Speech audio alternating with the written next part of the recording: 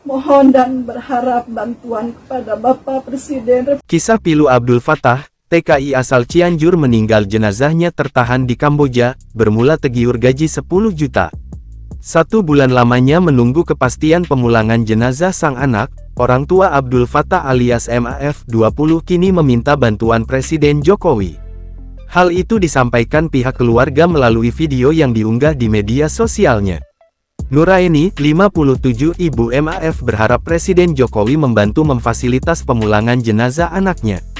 Dalam video yang berdurasi 1 menit 40 detik itu, Nuraini mengungkapkan kesedihannya hingga mengaku terkendala biaya pemulangan jenazah sang anak. Yang telah meninggal dunia di rumah sakit Kamboja. Mohon dan berharap bantuan kepada Bapak Presiden Republik Indonesia bisa memfasilitasi kepulangan jenazah anak saya yang sampai saat ini jenazahnya masih tertahan di rumah sakit Kamboja. Disebutkan, pihak keluarga harus menyiapkan biaya sebesar 140 juta untuk proses pemulangan jenazah.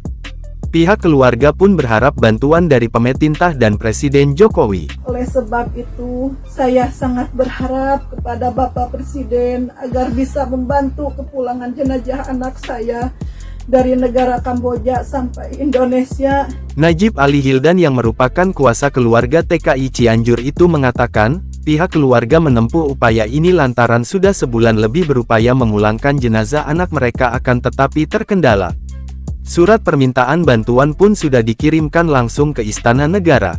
Menurut Najib, MAF diduga menjadi korban tindak pidana perdagangan orang (TPPO) dengan modus penyaluran tenaga kerja unprosedural ke luar negeri.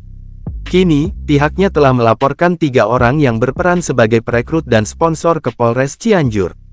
Diketahui, korban diiming-imingi gaji kisaran 10 juta per bulan.